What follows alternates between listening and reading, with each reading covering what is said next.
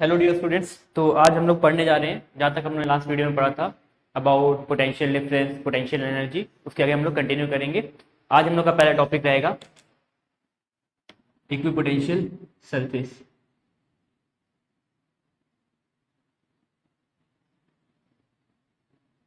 सो क्या होता है इक्विपोटेंशियल सरफेस? अगर हम क्वेश्चन करें तो देखो, एग्जाम्पल एक समझते हैं। लेट्स से हमारे पास कोई चार्ज्ड बॉडी है, चार्ज बॉडी है, ठीक है। ये एक चार्ज बॉडी है। इस चार्ज बॉडी से एट अ सर्टेन डिस्टेंस, अगर हमने बोला एट डिस्टेंस आर, हमने एक रीजन लिया। जैसे ये चार्ज बॉडी है, इससे हमने आर डिस्टेंस पे एक रीजन कंसिडर किया, ठीक है। अब इस रीजन पे अगर पूछे पोटेंशियल कितना होगा, तो देखो यहाँ पे पोटेंशियल का फॉर्मूला होता है V इज टू के क्यू बाय आर, हमने पढ़ा था, ठीक है। तो यहाँ पे इस बॉडी पे चार्ज जो है वो है क्यू, यानी क्यू चार्ज डिस्ट्रीब्यूटेड है। इसका डिस्टेंस क्या है? आर है, और यहाँ पे कांस्टेंट जो है वो सेम है। तो यहाँ पे कितना होगा potential? V1। Let's say potential V1 होगा। यहाँ पे पोटेंशियल इस सरफेस पे V2 होगा, यहाँ पोटेंशियल V3 होगा, यहाँ पोटेंशियल V4 होगा, एंड यहाँ पे V5 होगा। अगर अब हम पूछें कि ये सारे पोटेंशियल एक दूसरे से कैसे रिलेट कर रहे हैं, यानी इनके बीच में जो वैल्यूज हैं वो वैल्यूज कैसे वेरी कर रही है, तो देखो यहाँ V है, V होगा के क्यू बाय आर। तो यहाँ का पोटेंशियल कितना हो जाएगा? के इस मीडियम का कॉन्स्टेंट है ना, के डिपेंड कर रहा है मीडियम पे, और यहाँ मीडियम सेम है, तो के की वैल्यू सेम है सबके लिए के की वैल्यू सेम है। चार्ज देखो सब पे सेम है, चार्ज इक्वली डिस्ट्रीब्यूटेड है। अब इसके बाद अगर डिस्टेंस बात करें तो सारे कितने डिस्टेंस पे है? आर डिस्टेंस पे। तो यानी V1, V2, V3, V4, V5 सब किसी बराबर हो जाएंगे? V के बराबर, ठीक है। तो यानी अगर हम बोले तो यहाँ पे इस सरफेस पे हर एक पॉइंट पे पोटेंशियल क्या है? सेम है। तो हम ऐसी सरफेस जहां पे उस सरफेस के हर पॉइंट पे पोटेंशियल डिफरेंस कितना हो? जीरो हो, या उस सरफेस पे पोटेंशियल क्या हो? सारा सेम हो, तो हम क्या बोलते हैं उसको? Equipotential surface. तो हम बोल सकते हैं it is any surface on which anywhere on that surface the potential difference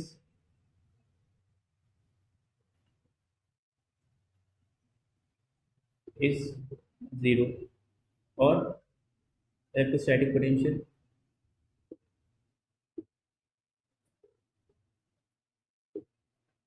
is same.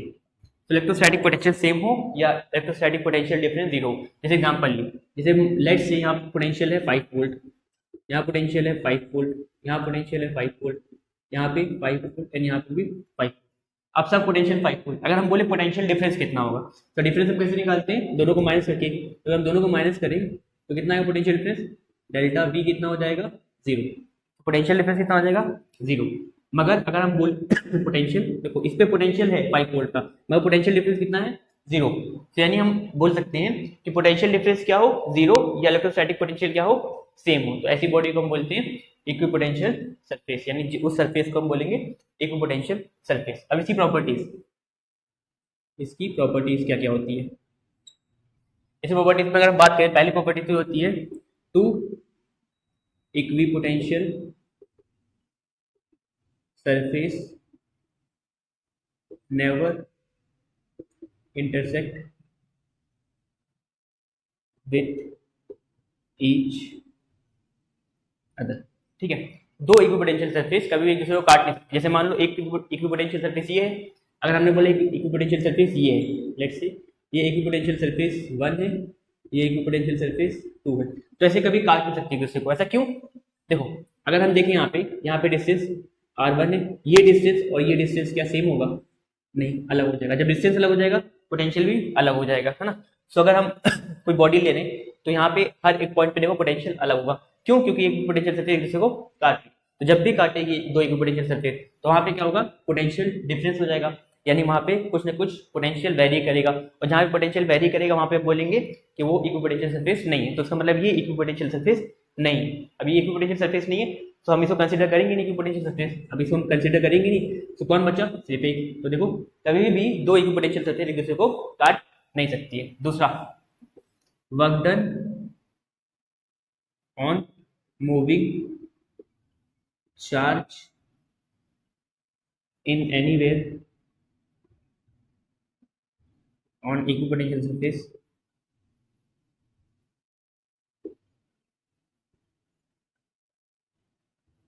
is zero. So अगर हम लोग वर्क डन कितना, अगर हम पूछे वर्क डन कितना है, जैसे यहाँ पे चार्ज पार्टिकल ये था क्यू, ठीक है, ये क्यू चार्ज पार्टिकल, इसको हमने यहाँ से उठा के यहाँ पे रखा क्यू, तो हमने कितना वर्क डन किया अगर होगा, तो वर्क डन क्या होता है, अगर हम बोले पोटेंशियल डिफरेंस होता है work done per unit charge. अभी हमने पढ़ा था लास्ट वीडियो में पोटेंशियल डिफरेंस क्या होता है, work done per unit charge. यहाँ से वर्क डन कितना हो जाएगा, पोटेंशियल इनटू चार्ज। अब यहाँ पे देखो इस सरफेस पे पोटेंशियल डिफरेंस कितना है, अगर हम बोले वर्क डन कितना होगा, चेंज इन वर्क डन, यानी हमने कितना वर्क डन किया वो होगा W2 माइनस W1, ठीक है। यानी हम इस बॉडी को यहाँ से यहाँ ले गए, तो इनिशियल वर्क डन हमारा ये था, फाइनल वर्क डन कितना है, दोनों को माइनस करेंगे तो यहाँ समझ में आ जाएगा कितना वर्क डन किया हमने। तो वर्क डन कितना हो जाएगा, ये हो जाएगा वर्क डन कितना होता है V1Q माइनस V2Q। अब देखो चार्ज तो सेम है, जिस चार्ज को हम एक बॉडी से दूसरी बॉडी ले जा रहे हैं वो चार्ज तो सेम है, बस चेंज क्या हो रहा है, पोटेंशियल। अब क्योंकि ये इक्विपोटेंशियल सरफेस है, तो यहाँ पे V1 और V2 का डिफरेंस कितना हो जाएगा, इक्विपोटेंशियल जीरो, तो जाएगा जीरो इंटू क्यू जीरो, तो वर्क डन कितना होगा जीरो। तो work done on moving charge in anywhere on the equipotential surface is zero. Equipotential surface में वर्क डन क्या होता है, जीरो होता है। तीसरा, पोटेंशियल डिक्रीजेस ऑन या along moving in the direction of electric field। जैसे जैसे हम इलेक्ट्रिक फील्ड के डायरेक्शन में जाते रहेंगे पोटेंशियल हमारा क्या होगा, कम होता है। जैसे देखो अगर हम बोले चार्ज से इलेक्ट्रिक फील्ड, थोड़ा सा डायग्राम को दोबारा बना लेते हैं, तो देखो यहाँ पे अगर हमने बोले ये एक चार्ज सरफेस थी, है ना, इसमें चार्ज क्यू था, लेट्स से, ठीक है। अब यहाँ से यहाँ पे इक्विपोटेंशियल सरफेस बन रही है, ठीक है, क्योंकि डिस्टेंस क्या है सेम, तो इसकी हर एक पॉइंट पे क्या होगा, पोटेंशियल सेम होगा। अब यहाँ से इलेक्ट्रिक फील्ड ऐसे निकलेगी, क्योंकि इलेक्ट्रिक फील्ड कहाँ से निकलती है, positive to negative, electric field positive से नेगेटिव तरफ जाएगी, ठीक है। अब देखो अगर हम यहाँ पे इलेक्ट्रिक फील्ड लाइन की तरफ जाएंगे, जहाँ जिस तरफ इलेक्ट्रिक फील्ड लाइन बढ़ रही है उस तरफ अगर हम जाएंगे तो डिस्टेंस क्या होगा, डिस्टेंस बढ़ेगा, है, डिस्टेंस बढ़ते रहेगा, ये हो जाएगा R3, तो डिस्टेंस बढ़ते रहेगा। और जैसे जैसे डिस्टेंस बढ़ेगा, पता है V क्या होता है, KQ/R। जैसे जैसे डिस्टेंस बढ़ेगा पोटेंशियल क्या होगा, कम होते रहेगा। तो जैसे जैसे हम इलेक्ट्रिक फील्ड लाइन में आगे जाते रहेंगे डिस्टेंस बढ़ते रहेगा और पोटेंशियल क्या होगा, कम होते रहेगा। अब ऑब्वियस सी बात है, यहाँ पे चार्ज देखो ये सरफेस इससे ज्यादा क्लोज है, तो यहाँ पे पोटेंशियल क्या होगा, ज्यादा होगा। ये सरफेस थोड़ा सा दूर हो गई इससे, यहाँ पोटेंशियल थोड़ा सा कम होगा। ये सरफेस और दूर हो गई, यहाँ से पोटेंशियल क्या होगा, और कम हो जाएगा। तो वही बोला potential decreases along moving in the direction of electric field. जैसे जैसे इलेक्ट्रिक फील्ड लाइन में हम जाते रहेंगे वैसे वैसे पोटेंशियल क्या होगा, कम होते रहेगा। अब देखो ये है इक्विपोटेंशियल सरफेस, ये है इक्विपोटेंशियल सरफेस, ये है इलेक्ट्रिक फील्ड लाइन, दोनों के बीच में कितना एंगल बन रहा है, 90 डिग्री। तो ये चीज याद रखना है, electric field is always perpendicular to equipotential surface।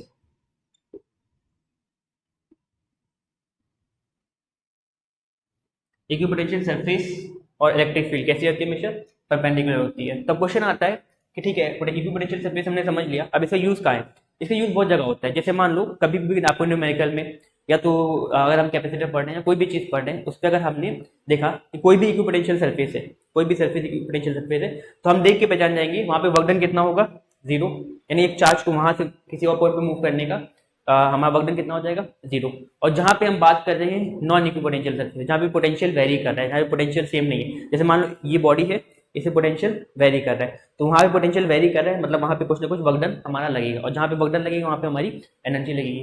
तो हम जान सकते हैं कि इक्विपोटेंशियल सरफेस जो होती है उस पर अगर हमको चार्ज को मूव कराना है तो हमारा वर्क डन कितना होगा, जीरो। और जब हमको जहाँ पे इक्विपोटेंशियल सरफेस नहीं है वहां पे अगर हम चार्ज को मूव कराएं वहां पे हमारा वर्क डन होगा। तो ऐसी जगह पे यूज होता है इसका, इसको जानना जरूरी है, ठीक है। प्रॉपर्टीज इंपॉर्टेंट है, नोट कर लें। इसके बाद अगला टॉपिक जो है वो है relation between electric field and potential, electrostatic potential. अब देखो जहाँ पे बात आती है कैपेसिटर की, अब देखो हमको इस चैप्टर में कैपेसिटर पढ़ना है, मेन हमारा जो फोकस है वो है कैपेसिटर पे, है ना। कैपेसिटर पढ़ने के लिए हमको कुछ बेसिक चीज़ें की नॉलेज होनी चाहिए, जैसे रिलेशन बिटवीन इनका, डाइलेक्ट्रिक्स क्या होता है, क्योंकि अभी हम लोग दो प्लेट्स के बीच में डाइलेक्ट्रिक्स डालेंगे। इसके बाद पोटेंशियल क्या होता है, पोटेंशियल एनर्जी क्या होता है, तो अभी हम बेस बना रहे हैं, अभी हम लोग धीरे धीरे ये सब चीज़ें समझ रहे हैं, ताकि जब कैपेसिटर आए हम ये सबको डाल के समझ सकें वहाँ पे कि वर्क कैसे करता है कैपेसिटर। तो उसके लिए सब चीज़ें समझना जरूरी है, क्योंकि ये सबका यूज़ होता है कैपेसिटर में, ठीक है। तो देखो नेक्स्ट है हमारे पास पोटेंशियल की बात हो रही है, तो एक इक्विपोटेंशियल सरफेस है, लेट्स से ये इक्विपोटेंशियल सरफेस है वन, ये है इक्विपोटेंशियल सरफेस, तो यहाँ पे इलेक्ट्रिक फील्ड ऐसे जा रही है, ठीक है, ये है इलेक्ट्रिक फील्ड। अब देखो फॉर एग्जाम्पल यहाँ पे एक चार्ज रखा है क्यू, इसको हमें मूव कराना है यहाँ से यहाँ, ठीक है सॉरी, ये प्लस है ये माइनस है, ठीक है। और आसानी के लिए हम इसको ऐसे कर लेते हैं कि ये चार्ज यहाँ रखा है क्यू और ये प्लस है, इसका मूव कराएंगे यहाँ पे बी पॉइंट पे ए पॉइंट से, ठीक है, यहाँ से यहाँ मूव कराएंगे हम चार्ज। अब देखो अगर इस चार्ज को हम यहाँ से यहाँ मूव करा रहे हैं तो हम क्या करेंगे, वर्क डन करेंगे, है ना। तो work done in moving charge from A to B, A से बी तक ले जाने में हमने कितना वर्क डन किया। तो वर्क डन का फॉर्मूला होता है, वर्क डन होता है फोर्स इनटू डिस्प्लेसमेंट, डिस्प्लेसमेंट यहाँ पे मान लो आर और cos theta, work done into displacement into cos theta, ये होता है वर्क डन, ठीक है। अब देखो force into displacement into cos theta, यहाँ पे कॉस थीटा कितना बन रहा है, अब हम चार्ज कितना मूव करा रहे हैं, तो चार्ज पे फोर्स लग रही है, इलेक्ट्रिक फील्ड देखो चार्ज पॉजिटिव है, ये चार्ज पॉजिटिव है, इलेक्ट्रिक फील्ड को हम पॉजिटिव की तरफ ले जा रहे हैं, तो यहाँ पे पॉजिटिव चार्ज, ये इलेक्ट्रिक फील्ड पॉजिटिव से चल रही है, तो ये भी पॉजिटिव है ये भी पॉजिटिव है, ये इसके ऊपर फोर्स लगाएगा यहाँ, यहाँ फोर्स लग रही है, ठीक है, तो ये फोर्स लग रही है। अब देखो फोर्स यहाँ लग रही है और हम इस चार्ज को लेके जा रहे हैं यहाँ, डिस्प्लेसमेंट कर रहे हैं यहाँ, अब इसके पीछे एंगल कितना बन रहा है 180 डिग्री, हम चार्ज को इधर ले जा रहे हैं, इसमें फोर्स इधर लग रही है पीछे की तरफ और हम डिस्प्लेसमेंट करा रहे हैं यहाँ, तो कितना हो जाएगा एंगल 180 डिग्री, तो वर्क डन कितना हो जाएगा, force into displacement into cos 180, cos 180 होता है -1, ठीक है, तो ये आ गया -1, तो वर्क डन कितना हो जाएगा माइनस। अब फोर्स क्या होता है, देखो हमको पता है इलेक्ट्रिक फील्ड जो होती है वो होती है फोर्स पर यूनिट चार्ज, यहाँ से फोर्स कितना हो जाएगा, फोर्स हो जाएगा electric field into charge q into E, से यहाँ फोर्स जा सकते हैं हम डी क्यू इंटू ई इंटू डिस्टेंस डी आर। अब देखो कॉस 180 माइनस हो गया, ठीक है, तो हमारी पहली इक्वेशन बन गई। दूसरी वर्क डन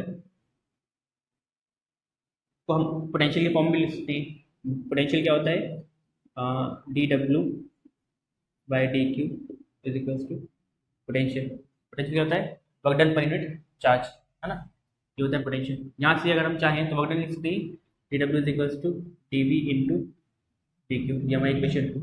अब देखो वर्क डन यहाँ पे भी है वर्क डन यहाँ पे भी है, यहाँ से हम दोनों को इक्वेट कर सकते हैं फ्रॉम इक्वेशन 1 एंड 2, देखो minus d q into E into d r is equals to d v into d q, d q से डी क्यू कट गया, ई जो हो जाएगा हमारा हो जाएगा minus d v by d r, ये माइनस साइन को हम यहाँ पे भेज दिए, यहाँ पे डी आर इंटू में हो जाएगा तो डिवाइड में, ये हो जाएगा e is equals to minus d v by d r. तो ये रिलेशन इंपॉर्टेंट है, इसको याद रखना है कि जो इलेक्ट्रिक फील्ड है वो कैसे वेरी करती है, पोटेंशियल पर यूनिट डिस्टेंस। हम बोल सकते हैं इलेक्ट्रिक फील्ड जो वेरी करती है ये वेरी करती है पोटेंशियल पर यूनिट डिस्टेंस, ये डिस्टेंस अगर एल होगी तो एल हो जाएगा, ए होगी तो ए होगा, डी होगी तो डी होगा, यानी पोटेंशियल पर यूनिट डिस्टेंस को हम क्या बोलते हैं इलेक्ट्रिक फील्ड, ठीक है। इंपॉर्टेंट है, कैपेसिटर में यूज होता है इसलिए इसको नोट कर सकते हैं। इसके बाद अगला टॉपिक है potential energy of a system of charges, potential energy of a system of charges. हमारे पास एक या दो या तीन चार्ज नहीं, हमारे पास मल्टीपल चार्जेस हैं, तब पोटेंशियल एनर्जी क्या होगी। हमें बताएं एक चार्ज है ये, लेट से Q1 है, ये चार्ज है Q, ठीक है। तो अब इनके बीच में पोटेंशियल एनर्जी कितनी होगी, हमें पता है पोटेंशियल एनर्जी का फॉर्मूला क्या होता है। देखो ये पोटेंशियल, पहले मान लो हमारे पास चार्ज Q1 था, Q2 चार्ज हम लेके आए, तो इस चार्ज के आने की वजह से क्या होगा, इनके बीच में पोटेंशियल एनर्जी आ जाएगी, तो कितनी होगी इलेक्ट्रोस्टैटिक पोटेंशियल एनर्जी।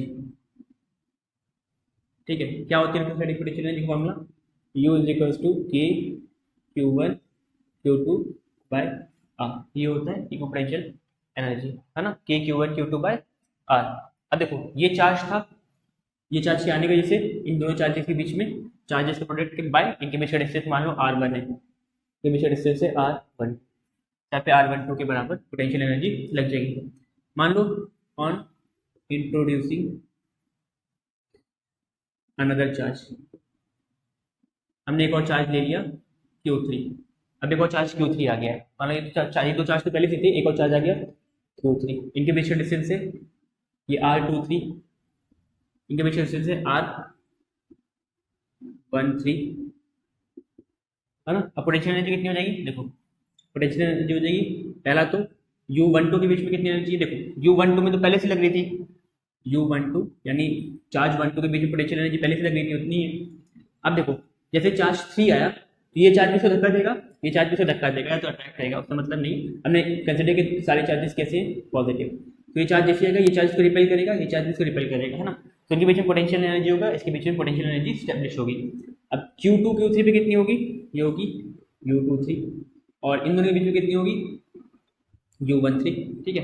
मान लो हमने एक और चार्ज ला दिया Q4, अब इन दोनों के बीच में होगी R34, इन दोनों के बीच में भी होगी R24, इन दोनों के बीच में होगी R12, ठीक है। ऐसे जैसे जैसे हम चार्ज लाते जाएंगे वैसे वैसे पोटेंशियल एनर्जी बढ़ती जाएगी, है ना। तो अगर हम तीन सिस्टम की चार्ज बात करें, है ना, अगर हम बात करें सिस्टम ऑफ 3 चार्जेस, तो कितनी पोटेंशियल एनर्जी हो जाएगी U equal to U12 plus U23 plus U31, U12 कितनी होती है K Q1 Q2 by R12 plus K Q2 Q3 by R23 plus K Q3 Q1 by R13। अब देखो यहाँ पे कांस्टेंट है K, चाहे तो निकाल सकते हैं, ये हो जाएगा Q1 Q2 by R12 plus Q2 Q3 by R23 plus Q3 Q1 by R13, है ना। तो ये जाएगा हमारा potential energy of a system of 3 charges. Multiple charges में क्या होगा, बहुत सारे चार्जेस है, मल्टीपल चार्जेस में क्या होगा, ये यूनिट होगा U1 U12 plus U23 plus U34 plus U21 plus ऐसे करके चलते जाएंगे। देखो अगर बहुत सारे चार्जेस है तो 1 2 पे भी लगाएगा, 2 1 पे भी लगाएगा, 3 1 पे लगाएगा, 1 3 पे लगाएगा, 4 1 पे लगाएगा, 4 1 पे लगाएगा, ये आपस में लगाएंगे, है ना, सब आपस में खूब कराएंगे। यहाँ पे अगर हम नेट लिखना चाहें तो फॉर्मूला जाएगा U इक्वल्स टू K, देखो 1/2 summation I is equals to 1 से लेके n, summation I is equals to 1 से लेके J इज इक्वल्स टू 1 से लेके n, K QI 2J by RIJ, हमारा नेट पोटेंशियल एनर्जी। इसका फॉर्मूला का यूज ज़्यादा है नहीं, ज़्यादातर यूज 3 या 4 सिस्टम ऑफ चार्जेस के लिए होता है जिसपे न्यूमेरिकल बनते हैं, तो ये कॉन्सेप्ट सिर्फ न्यूमेरिकल के लिए। अब देखो ये फॉर्मूला कहाँ से है, देखो अगर हम बोल रहे हैं हमारे पास 4 सिस्टम है तो Q12 के बीच में लगेगा, Q21 के बीच में लगेगा, तो कितना जो पोटेंशियल एनर्जी 1 2 प्लस 2 1, 3 1 के बीच में लगेगा और 1 3 के बीच में लगेगा, 4 1 के बीच में लगेगा और 1 4 के बीच में लगेगा, 4 2 के बीच में लगेगा और 2 4 के बीच में पोटेंशियल एनर्जी लगेगी, 3 2 के बीच में लगेगा और 2 3 के बीच में लगेगा, एंड सिमिलरली 4 3 के बीच में लगेगा और 3 4 के बीच में लगेगा। यहाँ पे है कितनी पोटेंशियल एनर्जी, देखो 1 2 3 4 5 6 होनी चाहिए, मगर यहाँ पे है कितनी 1 2 3 4 5 6 7 8 9 11 12 क्यों है, बिकॉज 1 2 और 2 1 देखो रिपीट कर रही है, 3 1 1 3 रिपीट कर रही है, तो इसको हटाने के लिए कर सकते हैं हाफ इंटू बाकी जो 6 बचे हुए। हमने हाफ क्यों किया, क्योंकि ये दोनों सेम है, इनको प्लस करेंगे तो कितना हो जाएगा, देखो 2 U12 प्लस 2 U13, क्योंकि ये दोनों रिपीट हो रहे हैं बार बार, तो इसको काटने के लिए 2 से, इसलिए हमने किया हाफ आगे लगा दिया है, क्योंकि यहाँ पे वैल्यू कहाँ से आ रही है 1 से लेके n, पहले देखो Q1 रहेगा J भी 1 रहेगा, तो Q1 ऐसा कुछ होता ही नहीं है, तो इसलिए यहाँ पे क्या है अगर हम Q इसकी वैल्यू 2 लें, इसकी वैल्यू 1, इसकी वैल्यू 1, इसकी 2, यानी अगर हम इंटरचेंज करें तो यहाँ पे दो वैल्यू सेम ऑर्डर की आ रही है, उसको काटने के लिए हमने यहाँ पे क्या लगा दिया है, हाफ लगा दिया, ठीक है। तो ये फॉर्मूला बन जाता है। इसका मेन क्या है कॉन्सेप्ट, इस पे डेरिवेशन नहीं आता, इसके न्यूमेरिकल्स आते हैं। तो न्यूमेरिकल्स करने के लिए हमको ये सब फॉर्मूला याद रखना है। तो पोटेंशियल एनर्जी कितनी होगी, सबका सम जो कि होगा k q1 q2 by r12 plus k q2 q3, जितने भी चार्जेस हैं उनके बीच में लगने वाली चार्ज का प्रोडक्ट बाय डिस्टेंस का फॉर्मूला हम अप्लाई करते हैं तो हमको मिलता है पोटेंशियल एनर्जी, ठीक है। नोट करिए, देखिए क्वेश्चन करते हैं, समझ में आएगा।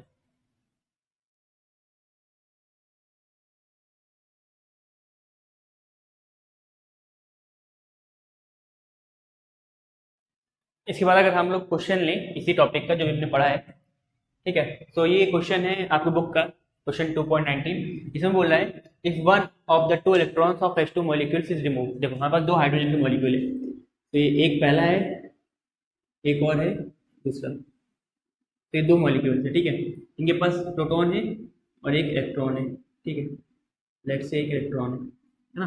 तो बोल रहा है we get if one of the two electrons of hydrogen molecules is removed। तो हम दो इलेक्ट्रॉन है हमारे पास, एक इलेक्ट्रॉन को अगर हम रिमूव कर दें तो हमको क्या मिलेगा, we get a hydrogen molecule of H2 plus.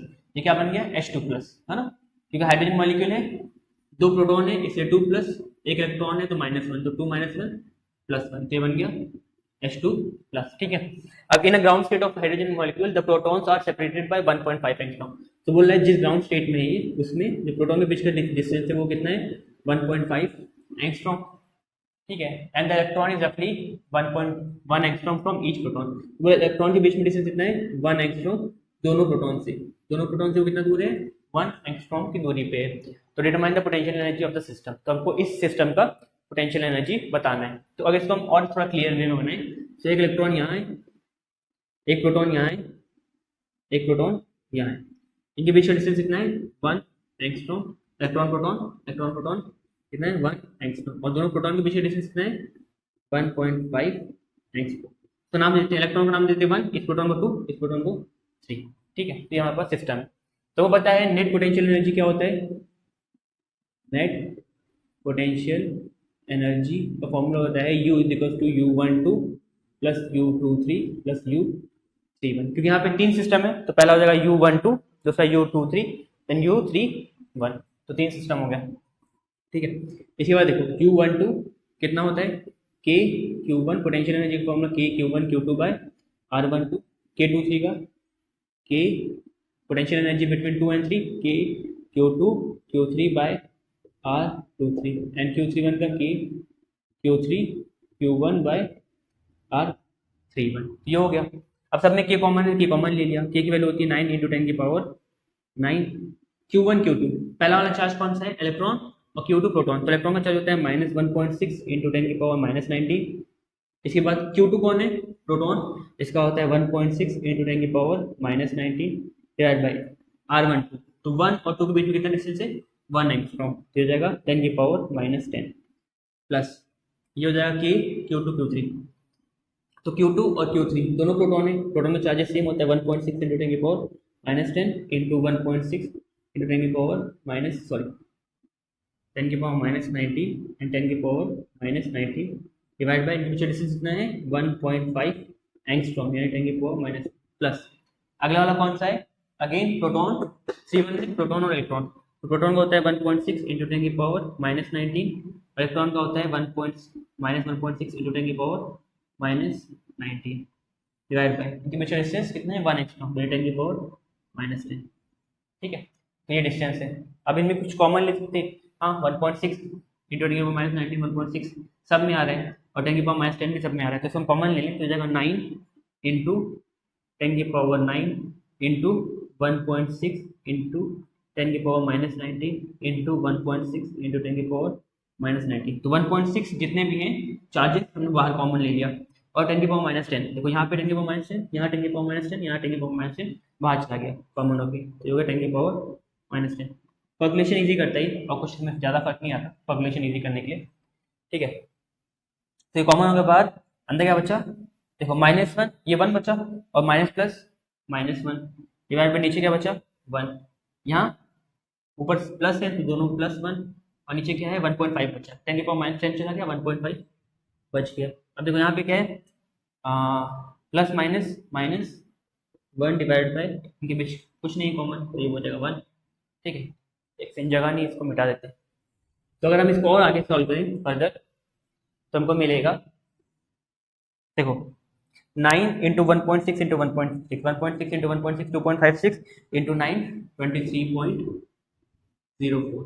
ठीक है, 10 की पावर देखो, -10 ऊपर आएगा तो +10, तो यहाँ पे जाएगा 10 की पावर 9 ऊपर प्लस में, और -90 -19, ये -19 -19 और ये -10 ऊपर आएगा तो +10।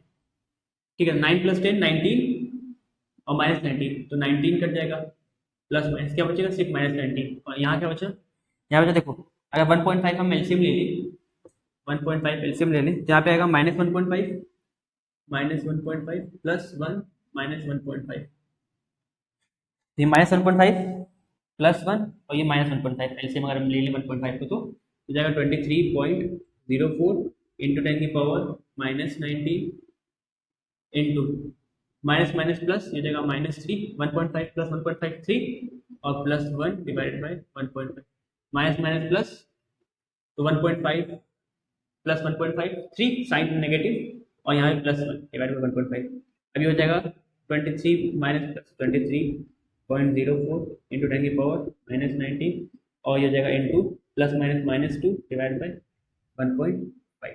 तो फर्दर सॉल्व करेंगे तो 2 हो जाएगा 40, 2 3 6, 2 4 8, 2 2 4, 2 3 6, 2 4 8 इंटू 0.8 इंटू 10 की पावर -90 डिवाइड बाय 1.5। इसको 1.5 से डिवाइड करेंगे, सो 15 3 लगभग 30 के आसपास आएगा, 30.15 15 डिवाइड बाय 46, 15 3 45 माइनस किया 1 पॉइंट डाला 0 फिर 0 56, तो आएगा लगभग 30.6 के आसपास। ठीक है, आएगा 30.6 के आसपास, इंटू इसको काटेंगे जब, तो 30.06 इंटू 10 की पावर -19 जूल, ये आ गया हमारा आंसर। ठीक है, मगर अगर हम नोटिस करेंगे बुक के पीछे जो आंसर दिया है वो कुछ और दिया है।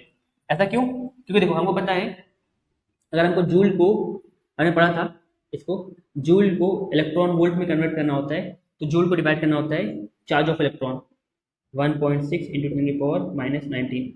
ये आंसर हमारा नेगेटिव आया ना, ये आंसर हमारा नेगेटिव आ रहा है, नेगेटिव, क्योंकि यहाँ पे साइन है ना नेगेटिव, -3 और -2 कितना हो जाएगा, माइनस प्लस माइनस हो जाएगा, ये माइनस साइन है, इसको हमने लिया नहीं था, तो हमने नहीं लिया था, तो इसको लेंगे तो माइनस आ जाएगा। अब चेंज करेंगे, अब जूल कितना आंसर आया, -30.6 इंटू 10 की पावर -19 जूल, इसे चेंज करेंगे इलेक्ट्रॉन वोल्ट में, तो डिवाइड करेंगे 1.6 -1.6 इंटू 10 की पावर -19, 10 की पावर -19, 10 की पावर -19 तो कट गया, इसे सॉल्व करेंगे तो लगभग आएगा माइनस से माइनस 19.6 इलेक्ट्रॉन वोल्ट के आसपास आएगा आंसर करेंगे तो।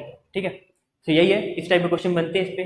ठीक है, तो कुछ ज़्यादा खास नहीं है, बस हमको पता है जितनी भी पोटेंशियल एनर्जी होगी सिस्टम में, जितने भी चार्जेस होंगे, सबकी इंडिविजुअल पोटेंशियल एनर्जी निकाल के प्लस कर देना है। जैसे प्रिंसिपल ऑफ सुपरपोजिशन हमने पढ़ा था, जो कॉन्सेप्ट उसमें था वही कॉन्सेप्ट इसमें है। ठीक है, मगर वहाँ पे फोर्स जो है एक वेक्टर क्वांटिटी थी, जहाँ पे ये पोटेंशियल एनर्जी एक स्केलर क्वांटिटी है, तो इसका कैलकुलेशन और इजी होगा एज कम्पेयर टू फोर्स। ठीक है, तो छाप लें। इसके बाद चलो एक और क्वेश्चन देखते हैं इसी टाइप का। क्वेश्चन बोला calculate the potential energy of system of 4 charges of magnitude 4 microcoulomb placed on the side of the square of 1 mm side. यानी देखो एक स्क्वायर है जिसकी साइड है 1 mm। ठीक है, स्क्वायर है तो सारी साइड सेम होगी। ठीक है, 1 mm, इसका डायगोनल का डिस्टेंस कितना होगा, क्योंकि एक राइट एंगल ट्रायंगल की तरह बिहेव करता है, इसका आधा हिस्सा। देखो हमको पता है हाइपोटेनस स्क्वायर क्या होता है, p square plus b square. यहाँ पर फ्रंट व्यू कितना है 1 का स्क्वायर और बेस कितना है 1 का स्क्वायर, तो ये कितना आ जाएगा 2 का मतलब 1 का स्क्वायर 1 प्लस 1 का स्क्वायर 1 2, यहाँ स्क्वायर ये स्क्वायर हो जाएगा तो रूट, तो ये कितना हो जाएगा √2, ये डिस्टेंस कितना हो जाएगा √2। ठीक है, जरूरत पड़ेगी इसलिए क्योंकि देखो चार्जेस के बीच में निकालना है, सारे चार्जेस कितने 4 माइक्रोकूलम के, सारे चार्जेस होंगे 4 माइक्रोकूलम। अब इनके पीछे डिस्टेंस की जरूरत पड़ेगी इसलिए पहले से निकाल लिया। ठीक है, अब क्वेश्चन देखते हैं। आपको निकालना पोटेंशियल एनर्जी, और यहाँ पे कितना नेट पोटेंशियल एनर्जी होगी, नेट पोटेंशियल एनर्जी कितनी होगी? देखो पहला तो नाम दे दो, ये चार्ज 1 है, 2 है, 3 है, 4 है, तो 1 2 के बीच में होगी, 2 3 के बीच में भी पोटेंशियल एनर्जी होगी, 3 4 के बीच में भी होगी, 4 और 1 के बीच में भी होगी, 1 और 3 के बीच में भी होगी, और 4 और 2 के बीच में भी होगी, यानी यहाँ पे 6 पोटेंशियल एनर्जी होगी। तो हम लिखना चाहें U is equal to U12 plus U23 plus U34 plus U41, 1 2 2 3 3 4 4 1। अब 1 और 3 और 4 और 2, तो होगी अगली 1 3 प्लस 4 2, तो सब में क्या हुआ K Q1 Q2 by R12 K Q2 Q3 by R13 dash dash dash, आगे वाला है K Q4 Q2 bye R42, सब में यही लगेगा, तो K कॉमन ले लेते हैं, आसान पड़ेगा। ठीक है, सारे चार्जेस भी सेम ही है, चलो पहले लिख लेते हैं। K कॉमन ले लिया हमने बाहर, K की वैल्यू होती है 9 इंटू 10 की पावर 9। अब Q1 कितना है, सारे चार्जेस सेम है, तो 4 माइक्रोकूलम, 4 इंटू 10 की पावर माइनस 6 इंटू 4 इंटू 10 की पावर माइनस 6, सारे चार्जेस सेम ही है। ठीक है, सारे चार्जेस सेम है, देखो 1 2 2 3 3 4 4 1, सब 4 माइक्रोकूलम की और सबके बीच का डिस्टेंस भी क्या है, सेम है, तो ये हो जाएगा R12, यानी ये हो जाएगा डिस्टेंस कितना है 1 mm, यानी 10 की पावर माइनस 3, मीटर में चेंज करेंगे तो अगला हो जाएगा 4 इंटू 10 की पावर माइनस 6 इंटू 4 इंटू 10 की पावर माइनस 6, डिवाइड बाय उनके बीच का डिस्टेंस कितना है 2 3 के बीच में 1 2 2 3 डिस्टेंस 10 की पावर माइनस 3। अब 3 4 के बीच में कितना होगा भाई, चार्जेस 4 इंटू 10 की पावर माइनस 6 इंटू 4 इंटू 10 की पावर माइनस 6 डिवाइड बाय उसके बीच का डिस्टेंस 1 mm, यानी 10 की पावर माइनस 3। अगेन 4 और 1 के बीच में भी 4 माइक्रोकूलम, यानी 4 इंटू 10 की पावर माइनस 6 इंटू 4 इंटू 10 की power minus 6 divide by distance कितना है 1 mm, यानी 10 की पावर माइनस 3 प्लस। अब देखो 1 mm तो हमने चेंज किया मीटर में, और चार्जेस माइक्रोकूलम में भी है, इसलिए इसको हमने चेंज किया कूलम, यानी इंटू 10 की पावर 6। अब आगे है 1 3, 1 और 3, इनके बीच में कितना है 4, चार्जेस तो सेम ही है,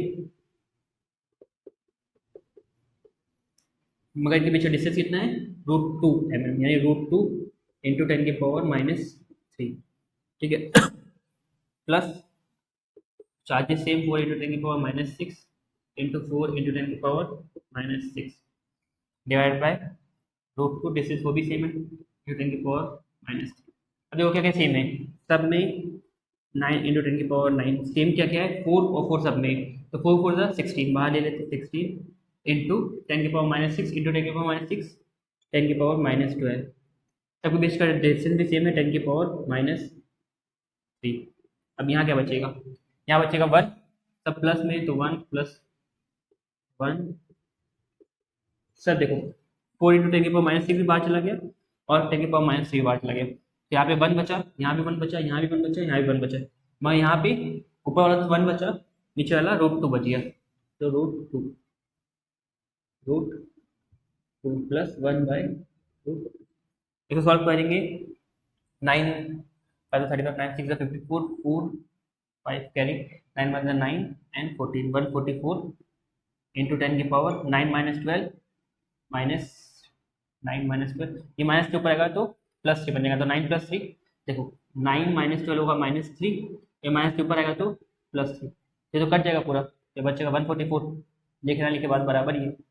अब यहाँ पे क्या आएगा, देखो एलसीएम लेंगे तो कितना एलसीएम लेंगे √2 हमने एलसीएम ले लिया, ऊपर क्या बचा 1 प्लस 1 प्लस 1 प्लस 1 कितना हो गया 4 प्लस ये √2 प्लस √2 प्लस √2 प्लस √2, ये जाएगा 4 √2 प्लस यहाँ पे एलसीएम यहाँ आता है ना, इसके नीचे देखो √2 नहीं है, तो हमने ऊपर नीचे √2 से मल्टीप्लाई कर दिया हर जगह, तो यहाँ नीचे √2 सब में आ गया, यहाँ √2 था ही, तो ये जाएगा √2 प्लस √2 सब में ऐसे होगा √2 कितना हो जाएगा, ये हो जाएगा 4√2, तो 4√2 प्लस, अगर और सॉल्व करना चाहते हैं देखने के लिए, देखो सब इक्वेशन में मैंने √2 से मल्टीप्लाई कर दिया, तो ऊपर नीचे √2 से, तो बन जाएगा √2 बाय √2 प्लस ऊपर नीचे √2 से क्या √2 बाय √2, इधर भी √2 बाय √2, इधर भी √2 बाय √2। ठीक है,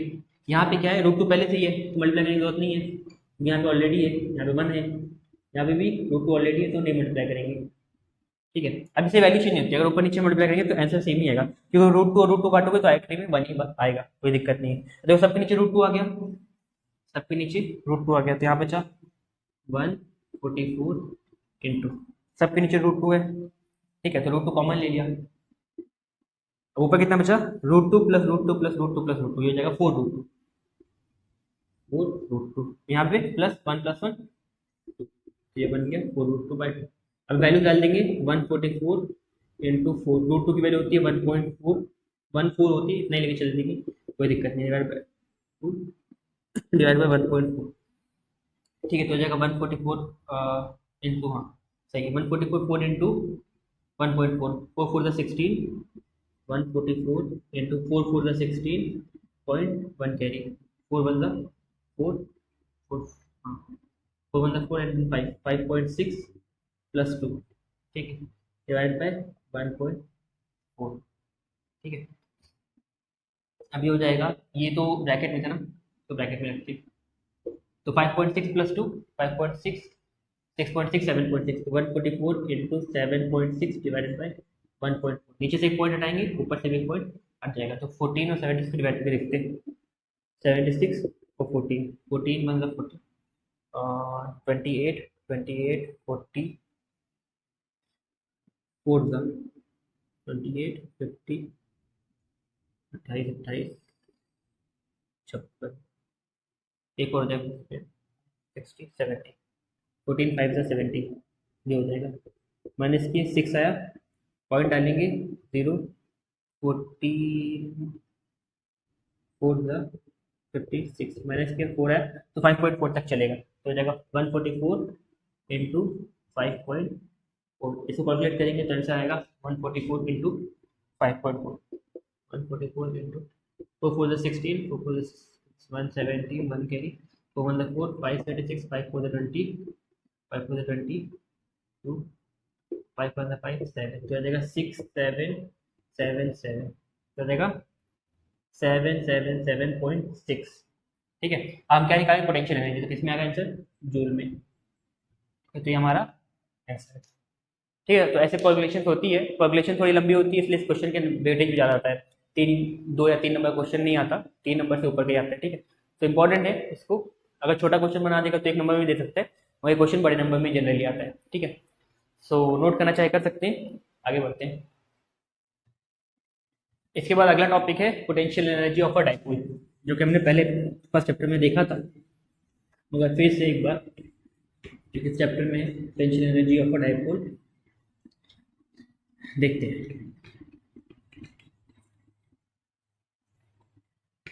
so potential energy of a dipole, potential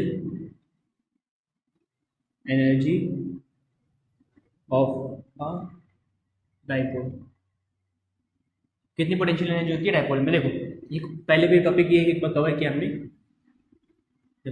यहाँ पे हमारे पास एक डाइपोल है, डाइपोल क्या होता है, equal and opposite charges separated by a very small distance, let's say 2a, है ना। अब इलेक्ट्रिक फील्ड है, कहाँ से कहाँ चलेगी, पॉजिटिव से नेगेटिव, तो यहाँ पे देखो ये इसको रिपेल करेगी, ये इसको अट्रैक्ट करेगी, यानी टॉर्क प्रोड्यूस होगा, यानी टॉर्क प्रोड्यूस होता है डाइपोल जब यूनिफॉर्म इलेक्ट्रिक फील्ड में प्लेस करते हैं, सो नेट टॉर्क या dipole placed in uniform electric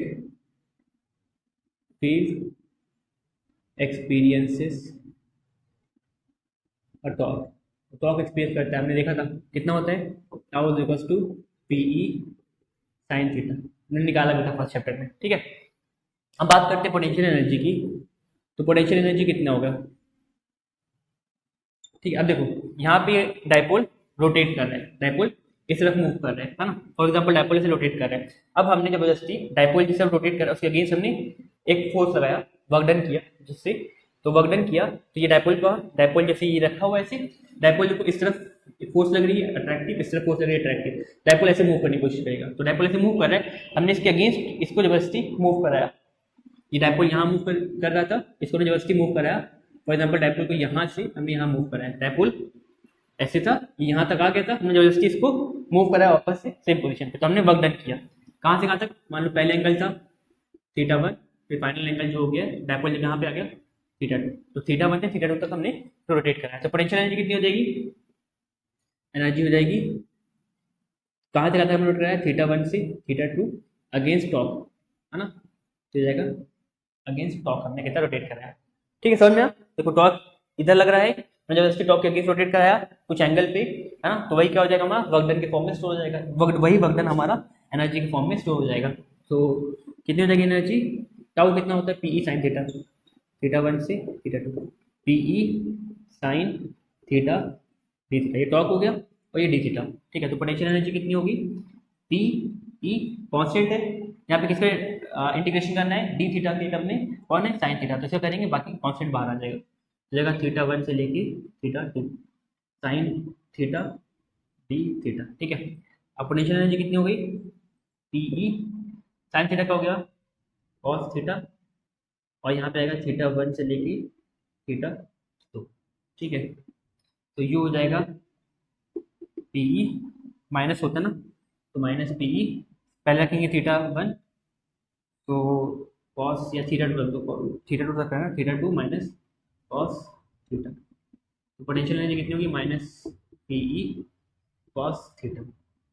ये थीटा क्या है, चेंज कर रहा है, थीटा 2 से थीटा 1, तो ये होता है पोटेंशियल एनर्जी। पहले हम पढ़ा ही था पोटेंशियल एनर्जी कितनी होती है किसी भी डायपोल जो यूनिफॉर्म इलेक्ट्रिक फील्ड में रखा रहता है, पीई कॉस थीटा, तो अब कितना होता है, पीई साइन थीटा। ठीक है, इसमें छोटा छोटा न्यूमेरिकल बनता है सेक्शन पार्ट में। तो इसके बाद अगला टॉपिक है बिहेवियर ऑफ कंडक्टर। अब देखो हमको यहाँ पे कैपेसिटर में कंडक्टर से डील करना पड़ेगा, तो हम लोग प्लेट्स के बीच में कंडक्टर डालेंगे, डाइलेक्ट्रिक डालेंगे, और हम डिफरेंट डिफरेंट मटेरियल डाल के एक्सपेरिमेंट करेंगे। तो अब हमको ये जानना जरूरी है कि बिहेवियर ऑफ कंडक्टर कैसा होता है, बिहेवियर ऑफ कंडक्टर कैसा होता है इन इलेक्ट्रिक फील्ड। इलेक्ट्रोस्टैटिक में अगर हम डील करें बिहेवियर ऑफ कंडक्टर की, तो इलेक्ट्रिक फील्ड में कैसा होता है। ठीक है, पहला तो होता है नेट इलेक्ट्रिक फील्ड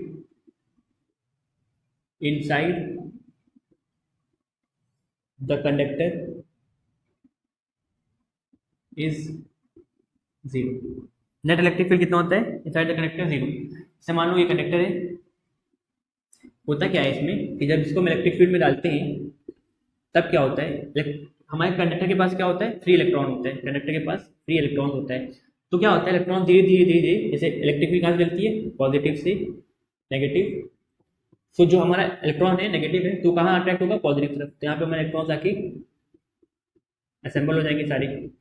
ठीक है, और यहाँ पे इलेक्ट्रॉन जब सारे यहाँ से यहाँ आ गए, यहाँ पे क्या बचेंगे, पॉजिटिव चार्ज। ठीक है, मतलब सिर्फ पॉजिटिव नहीं बचेगा, इलेक्ट्रॉन होगा मगर एक्सेस ऑफ पॉजिटिव चार्ज इधर होगा, एक्सेस ऑफ नेगेटिव चार्ज इधर आ जाएगा। जिसकी वजह से क्या होगा, इसके अंदर भी खुद की इलेक्ट्रिक फील्ड जनरेट होगी। इलेक्ट्रिक फील्ड कहाँ से आती है, पॉजिटिव से नेगेटिव, तो यहाँ देखो पॉजिटिव से नेगेटिव इलेक्ट्रिक फील्ड एक जाएगी। अब ये इलेक्ट्रिक फील्ड देखो, बाहर की इलेक्ट्रिक फील्ड ऐसे, अंदर की इलेक्ट्रिक फील्ड ऐसे। अब इलेक्ट्रिक फील्ड है ना एक वेक्टर क्वांटिटी है, तो नेट इलेक्ट्रिक फील्ड कितनी हो जाएगी इसके अंदर, अगर मान लो इस डायरेक्शन हमने माना पॉजिटिव, आउटर जो इलेक्ट्रिक फील्ड है ई आउटसाइड हमने लिखा, और जो कंडक्टर के अंदर है वो है ई इनसाइड, तो कितना हो जाएगा, ई आउटसाइड माइनस ई इनसाइड, क्योंकि आउटसाइड कितनी है, डायरेक्शन किस तरफ है, इस तरफ, इनसाइड वाली किस तरफ है, इस तरफ, तो दोनों एक दूसरे को कैंसिल आउट कर देंगी, और नेट इलेक्ट्रिक फील्ड कितना हो जाएगा, जीरो। सिर्फ और सिर्फ कंडक्टर में नेट इलेक्ट्रिक फील्ड कितना होता है, सिर्फ और सिर्फ कंडक्टर में नेट इलेक्ट्रिक फील्ड कितना होता है, जीरो होता है। दूसरा, नेट चार्ज या charge inside the conductor is zero. यानी अगर हम कभी भी, हमने उसमें भी देखा था स्फेरिकल वाला जब गॉस लॉ था, उसमें भी हमने पढ़ा था कि जब भी हम चार्ज को कंडक्टर में डालते हैं तो अपने आप कहाँ आ जाता है, बाहर की तरफ आ जाता है, तो अपने आप कहाँ चले जाता है, बाहर की तरफ। ये प्रॉपर्टी होती है कंडक्टर की कि वो चार्ज कंडक्ट करके कहाँ ले आता है, बाहर की तरफ लेके आता है। तो यहाँ पे इनसाइड में कितना चार्ज है, इनसाइड में कोई चार्ज नहीं है, तो नेट चार्ज इनसाइड का कंडक्टर इज जीरो, कोई भी चार्ज नहीं होता है कंडक्टर के इनसाइड में। तीसरा, electric field is perpendicular to the surface of conductor। जो भी आउटसाइड में बात करें तो आउटसाइड में इलेक्ट्रिक फील्ड कैसे होगी, इसमें ऐसे होगी। ठीक है, बिल्कुल ऐसे, यानी ये कैसे होगी, हमेशा परपेंडिकुलर। देखो यहाँ पे भी कैसे होगी, परपेंडिकुलर। इलेक्ट्रिक फील्ड कैसे होगी, परपेंडिकुलर होगी किसी भी सरफेस के कंडक्टर की। और चौथा और last, potential difference on the surface of conductor is zero. यानी अगर हम सरफेस की बात करें, सारे चार्जेस कहाँ हैं, सरफेस पे, और चार्जेस इक्वली डिस्ट्रीब्यूटेड है, चार्जेस इक्वली डिस्ट्रीब्यूटेड है तो पोटेंशियल कितना होगा, इक्वली होगा। सब हर एक पॉइंट पोटेंशियल क्या होगा, इक्वल होगा। जब हर एक पॉइंट पे पोटेंशियल इक्वल होगा, जैसे मान लो यहाँ पे भी 5 वोल्ट है, यहाँ भी कितना है 5 वोल्ट, तो इनके बीच का डिफरेंस कितना होगा, जीरो होगा। तो इनके बीच का डिफरेंस कितना होगा, जीरो। यानी इनको माइनस करेंगे तो कितना आंसर आएगा, जीरो। जब भी एक कोई चार्ज कंडक्टर होता है, जैसे चार्ज कंडक्टर है, इसे सरफेस पे चार्ज इक्वली डिस्ट्रीब्यूटेड होंगे, चार्ज इक्वली डिस्ट्रीब्यूटेड होंगे, पोटेंशियल क्या होगा, इक्वल होगा। जब पोटेंशियल इक्वल होगा तो ये इक्वी पोटेंशियल सरफेस होगी, और इक्वी पोटेंशियल सरफेस पे क्या होता है, पोटेंशियल डिफरेंस जीरो होता है। ठीक है, तो बस आज के लिए इतना ही। अब अगली वीडियो हम लोग पढ़ेंगे कैपेसिटर के बारे में, और एक्सपेरिमेंट करेंगे कैपेसिटर में डिफरेंट डिफरेंट मटेरियल डाल के, कॉम्बिनेशन ऑफ कैपेसिटर पढ़ेंगे और एनर्जी स्टोरेज ऑन कैपेसिटर। तो अगला वीडियो हमारा सिर्फ और सिर्फ रहेगा अबाउट कैपेसिटर। तो बस आज के लिए इतना ही, थैंक यू।